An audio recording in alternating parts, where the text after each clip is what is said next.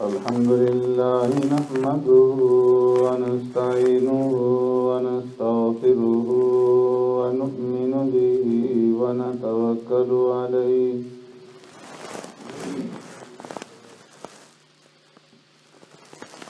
ونعوذ بالله من شرور أنفسنا ومن سيئات أعمالنا من يهده الله فلا مضل له ومن يضلله فلا هادي له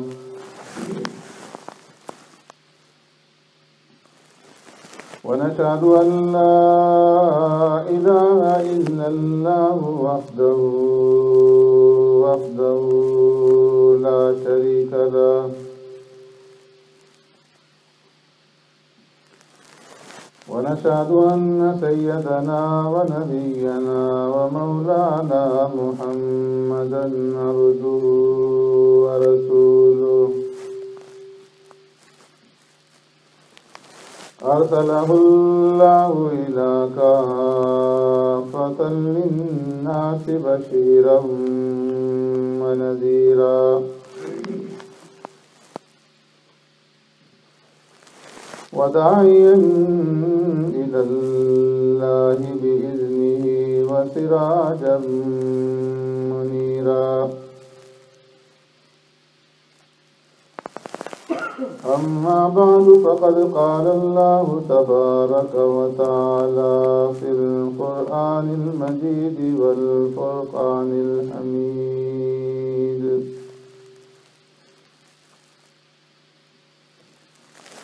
فأعوذ بالله من الشيطان الرجيم بسم الله الرحمن الرحيم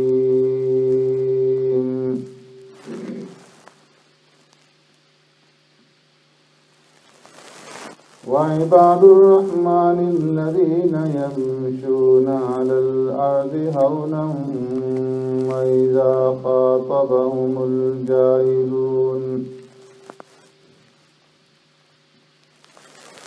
وإذا خاطبهم الجاهلون قالوا سلاما والذين يبيتون لربهم سجدا وقياما والذين يقولون ربنا اصرف عنا عذاب جهنم إن عذابها كان غراما إنها ساءت مستقرا ومقاما صدق الله مولانا العظيم يا رب صل وسلم دائما أبدا على حبيبك خير الخلق كلهم والحبيب الذي ترجى شفاعته بكل هول من الأهوال مقتحم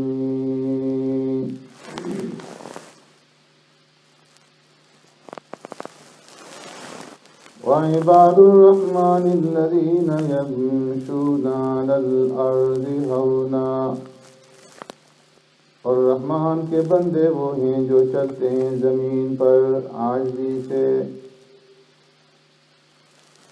وَإِذَا خَاطَبَهُمُ الْجَاهِلُونَ قَالُوا سَلَامًا اور جب الجھتے ہیں ان کے ساتھ جاہل تو کہتے ہیں ہمارا سلام ہے والذین یبیتون لربهم سجدا وقیاما اور وہ لوگ جو رات گزارتے ہیں اپنے پروردگار کے سامنے سجدے میں اور قیام میں آمنت باللہ و بآیاتی.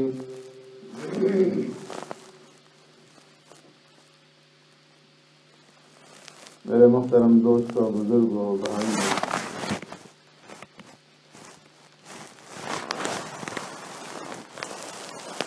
گزشتہ جمعہ میں آپ حضرات کے سامنے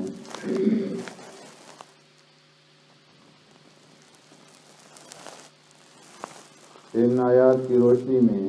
چند باتیں میں نے عرض کی تھی کہ اللہ رب العزت نے ان آیات میں 3 چیزوں کا ذکر فرمایا ہے: مبدا، معاد اور میعاد. کہ ابتدا کہاں سے ہوئی اور ابتدا کے بعد یہ دنیا کی زندگی کس طرح سے گزارنی ہے اور انتہا کیا ہوگی. مبدا کو ذکر کرنے کے بعد اللہ رب العزت نے دنیا میں زندگی گزارنے کے اصول اور احکامات کا بیان شروع فرمایا وعباد الرحمن سے، کہ جو رحمان کے بندے ہیں انہیں کن احکامات کے تحت دنیا کے اندر زندگی گزارنی ہے. پہلی بات یہ بتائی گئی کہ جب وہ زمین پر چلتے ہیں تو عاجزی کے ساتھ اور انکساری کے ساتھ چلتے ہیں. ان کی چال کے اندر تکبر اور غرور نہیں ہوتا،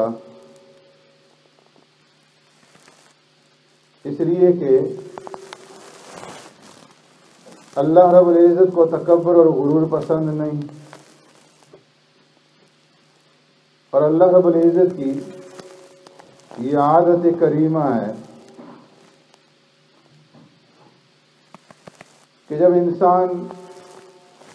بڑائی اختیار کرتا ہے اور بڑے بولتا ہے، دعوے کرتا ہے،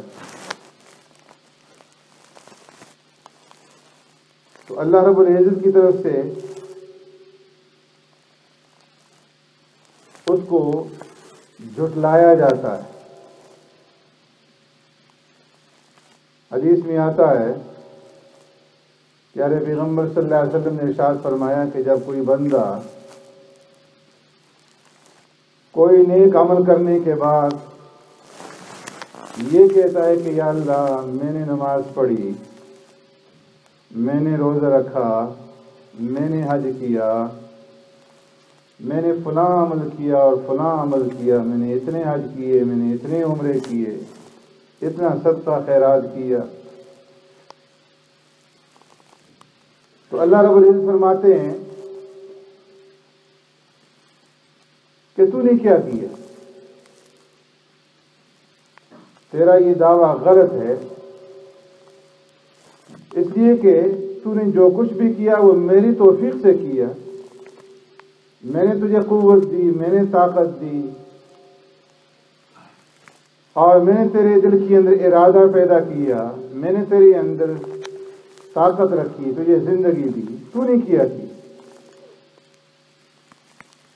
اور جب بندہ اپنے آپ کو مٹا دیتا اور کہتے ہیں اللہ میں کچھ بھی نہیں کر سکا، جو کچھ بھی ہوا یہ تیرے فضل سے ہوا، تیری مہربانی سے ہوا، تیرے کرم سے ہوا، تیری عطا سے ہوا، کہ اللہ میں تو کچھ بھی نہیں کر سکتا، تو اللہ رب العزت اس کے حوصلے کو بڑھاتے ہیں، فرماتے ہیں نہیں بندے، تو نہیں تو سب کچھ کیا. گھر سے چل کر کے تو مسجد کی طرف آیا، اور حج کرنے کے لیے تو نے اپنے وطن کو چھوڑا، تو نے سفر اختیار کیا، تو نے یہ کیا، تو نے یہ کیا، تو نے یہ کیا، اللہ اسے بڑھا دیتے ہیں۔ تو اس لیے فرمایا کہ وَعِبَادُ الرَّحْمَنِ الَّذِينَ يَمْشُونَ عَلَى الْأَرْضِ هَوْنًا، زندگی گزارنے کا پہلا اصول یہ کہ عاجزی اختیار کر لو، اور جب عاجزی اختیار کرو گے تو اللہ تمہیں بلند کر دیں گے۔ اور فرمایا وَإِذَا خَاطَبَهُمُ الْجَاهِلُونَ قَالُوا سَلَامًا، دوسری بات بتائی کہ جب جاہل قسم کے لوگوں سے واسطہ پڑے، جو تم سے لڑیں جھگڑیں برا بھلا کہیں الجھیں، تو تم جواب کے اندر ان سے الجھو نہیں بلکہ خاموشی اختیار کر لو اور الوداعی سلام دے کر وہاں سے رخصت ہو جاؤ۔ حدیث میں آتا ہے پیارے پیغمبر صلی اللہ علیہ وسلم ایک موقع پر موجود تھے، دو آدمی الجھ گئے، ایک دوسرے کو گالی گلوچ کرنے لگا، برا بھلا کہنے لگا، اور دوسرے نے جواب میں خاموشی اختیار کی، اور پھر علیک السلام کے کر کے وہاں سے ہٹ گیا۔ جس آدمی نے خاموشی اختیار کی، جس کو گالیاں دی گئیں، پیارے پیغمبر صلی اللہ علیہ وسلم نے اس سے فرمایا اِنَّ بَيْنَكُمَا مَلَكٌ، کہ تم دونوں کے درمیان میں ایک فرشتہ موجود تھا جو تمہاری طرف سے دفاع کر رہا تھا، اور جب تجھے وہ آدمی گالی دیتا تھا تو اس کے جواب میں وہ فرشتہ اسے کہتا تھا وَأَنْتَ أَحَقُّ بِهِ عَلَيْكَ وَأَنْتَ أَحَقُّ بِهِ، کہ یہ تیرے لیے ہے اور تو زیادہ اس کا حقدار ہے۔ جو اس کو کہہ رہا ہے اس کے لیے نہیں بلکہ یہ گالی تیرے لیے ہے اور تو اس کا زیادہ حقدار ہے۔ وَإِذَا قُلْتَ وَعَلَيْكَ السَّلَامُ، اور جب تم نے یہ کہا کہ تمہارے اوپر سلامتی ہو، تو فرشتے نے کہا لا بل علیک وانت احق بہ، کہ نہیں، یہ سلامتی کا حقدار نہیں ہے بلکہ سلامتی تمہارے لیے ہے اور تم اس کے زیادہ حقدار۔ اس لیے فرمایا کہ دو چیزوں کو کنٹرول کرنا ہے، ایک چال کو اور ایک قال کو، قدم کو بھی قابو میں رکھنا ہے اور زبان کو بھی قابو میں رکھنا ہے۔ بے ڈھنگا قدم بھی نہ اٹھے اور بے ڈھنگی بات بھی نہ ہو۔ ان دو چیزوں کا خیال رکھنا ہے، ایک تو یہ کہ بے ڈھنگی بات نہ ہو اور دوسرا قدم بھی غلط نہ اٹھے۔ وَإِذَا خَاطَبَهُمُ الْجَاهِلُونَ قَالُوا سَلَامًا، ان دو چیزوں کو کنٹرول کرنے کے بعد فرمایا وَالَّذِينَ يَبِيتُونَ لِرَبِّهِمْ سُجَّدًا وَقِيَامًا، تیسرا اصول بتا دیا کہ ایک تو دن کے بارے میں ہے کہ دن میں جب تم چلو تو چال کے اندر عاجزی ہو، اس سے کسی کو تکلیف نہ پہنچے، بولو تو بول کے اندر نرمی ہو، شفقت ہو، اس سے کسی کو تکلیف نہ پہنچے، مخلوق کے ساتھ شفقت سے پیش آؤ۔ اور پھر اس کے بعد والذین یبیتون، یبیتون مبیت سے ہے اور مبیت کہتے ہیں رات گزارنے، کہ پھر جب تم تنہائی کے اندر پہنچو، رات کا وقت آئے تو رات کس طرح سے گزارنی ہے۔ فرمایا کہ میرے بندے وہ ہیں والذین یبیتون، کہ جو رات گزارتے ہیں، تنہائی کے اندر پہنچتے ہیں، مخلوق سے تعلق ختم ہوتا ہے اور ہر ایک بندہ سونے کی تیاری میں لگ جاتا ہے، سونے کے اندر مشغول ہو جاتا ہے، اور بندہ جب سو جاتا ہے تو فرمایا چاہے ایک مقام پر کئی لوگ ہوں لیکن سونے کے بعد ہر ایک تنہا ہے۔ اور ہر ایک کا تعلق اپنے رب کے ساتھ ہے۔ تو فرمایا کہ ان کی رات جو گزرتی ہے، تنہائی جو گزرتی ہے، اس حالت میں گزرتی ہے لِرَبِّهِمْ سُجَّدًا وَقِيَامًا، کہ کبھی تو یہ سجدے میں پڑے ہوئے ہیں، کبھی قیام کے اندر ہیں، کبھی رکوع کے اندر، باقی لوگ پڑے سو رہے ہیں اور یہ اٹھ کر کے اللہ کی عبادت کر رہے ہیں۔ اس لیے فرمایا پیارے پیغمبر صلی اللہ علیہ وسلم نے ثلاث درجات، تین چیزیں ایسی ہیں کہ جو درجات کو بلند کرنے والی: افشاء السلام،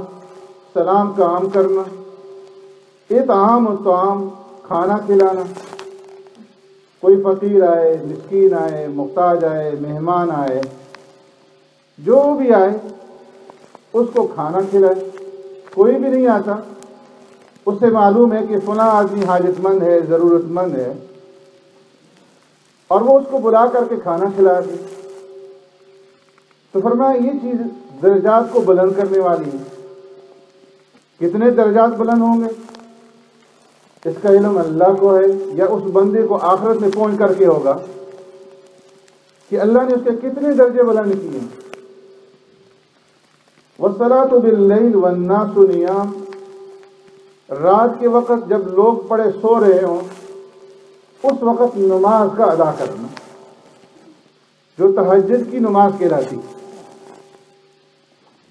فرمایا کہ یہ چیز جو ہے یہ بھی درجات کو بلند کرنے والی ہے۔ اور صالحین فرماتے ہیں، علماء فرماتے ہیں کہ جس انسان کو جو کچھ بھی ملا ہے، چاہے دنیا کی نعمتیں ملی یا آخرت کی نعمتیں ملی، وہ تہجد کی نماز کی وجہ سے ملی، کہ یہ ایسی نماز ہے کہ اللہ اس کی وجہ سے دنیا بھی بناتے ہیں اور آخرت بھی بناتے ہیں۔ اس لیے پیارے پیغمبر صلی اللہ علیہ وسلم نے فرض نماز کے بعد نوافل میں سب سے زیادہ جس کی تاکید فرمائی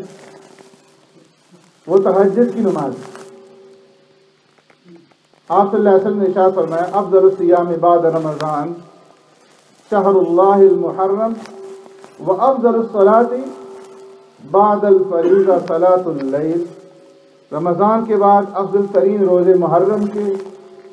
اور فرض نماز کے بعد افضل ترین نماز صلاۃ اللیل،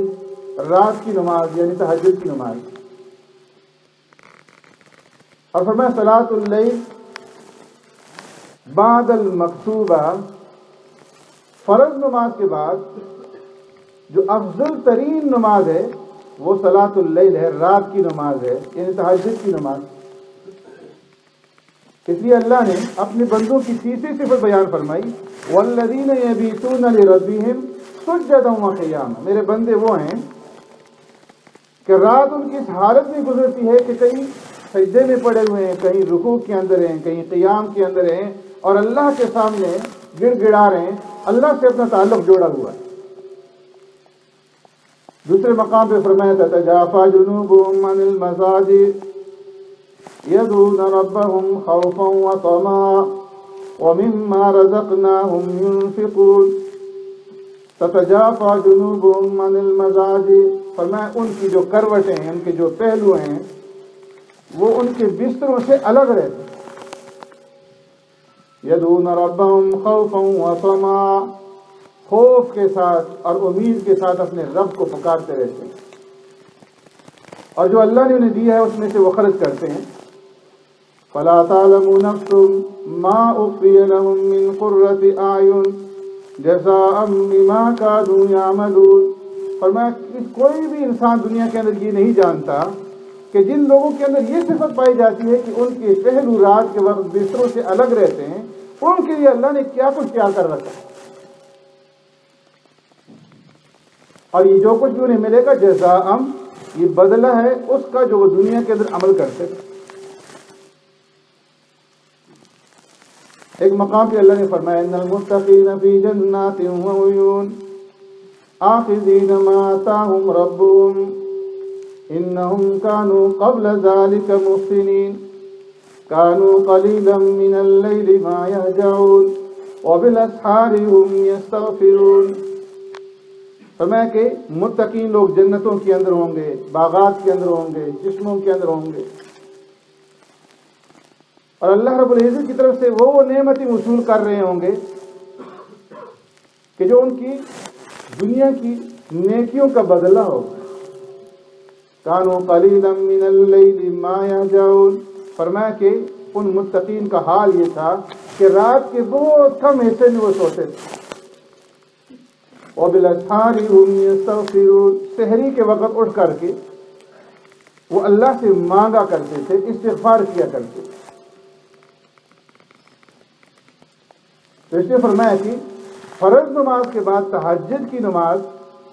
انتہائی اہمیت والی نماز ہے، اور اللہ رب العزت اس کی وجہ سے دنیا کے اندر بھی دیں گے اور آخرت کے اندر بھی عطا کریں گے، اور اس کی وجہ سے درجات بلند ہوں گے۔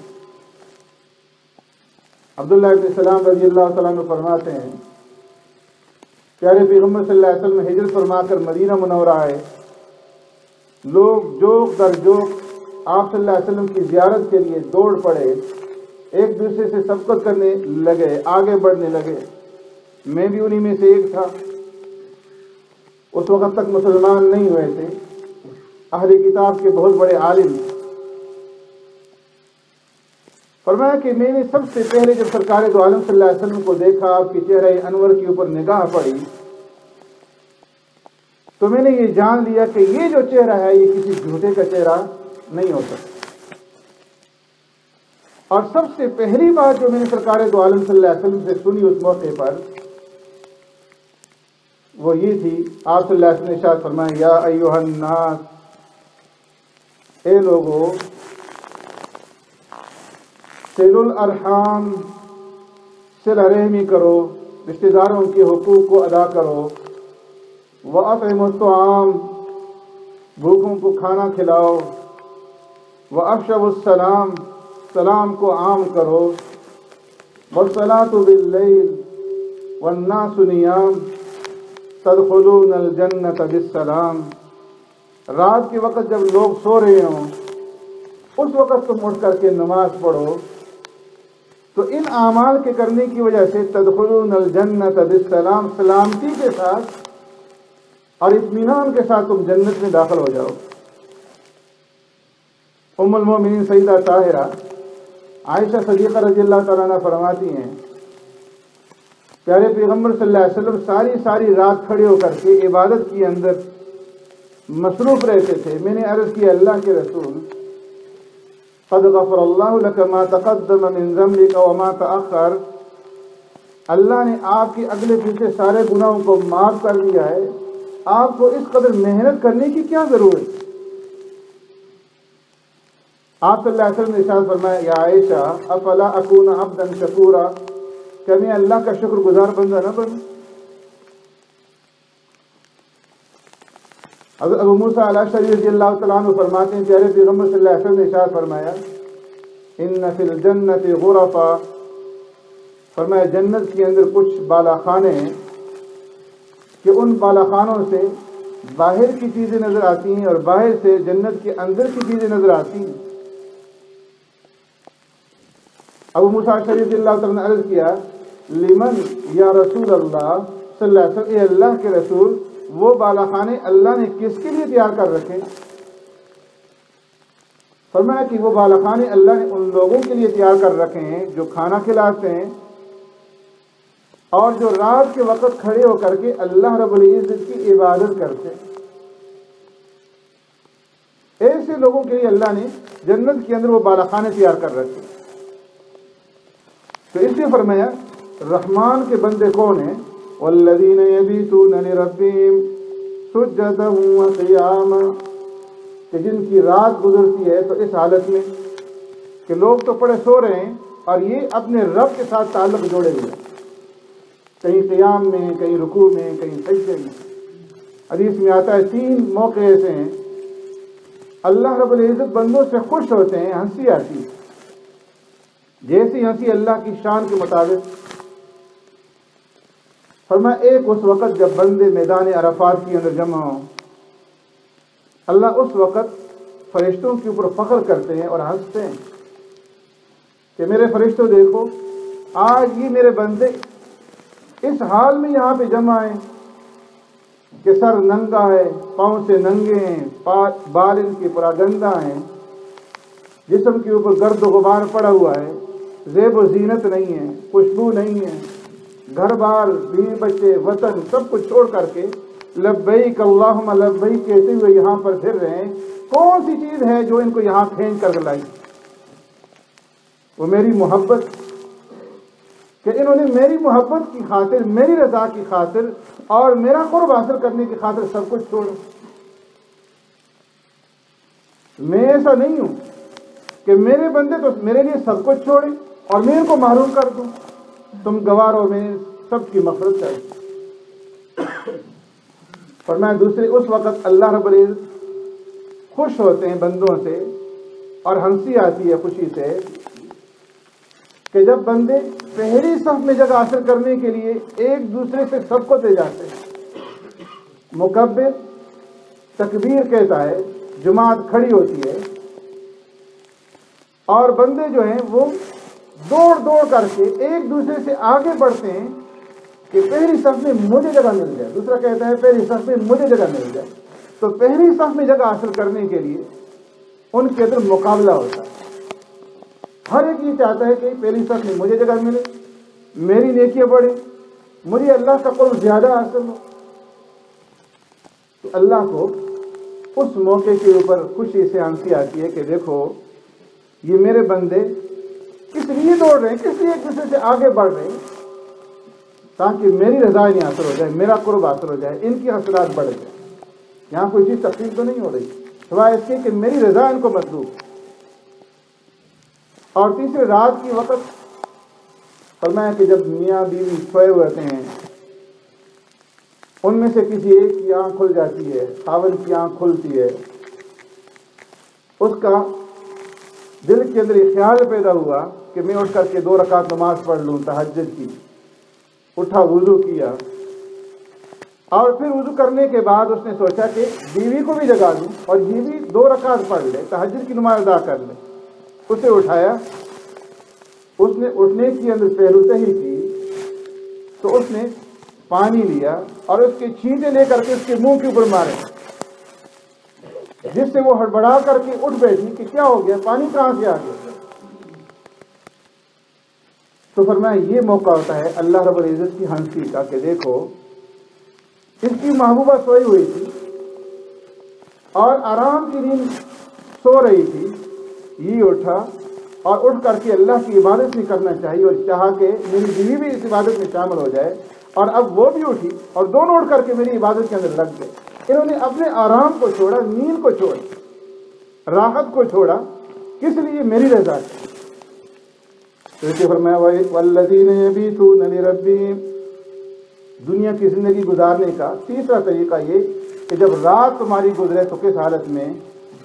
کہ رات کے اندر اللہ کی عبادت ہو۔ اللہ رب العزت ہمیں عمل کرنے کی توفیق عطا فرمائے۔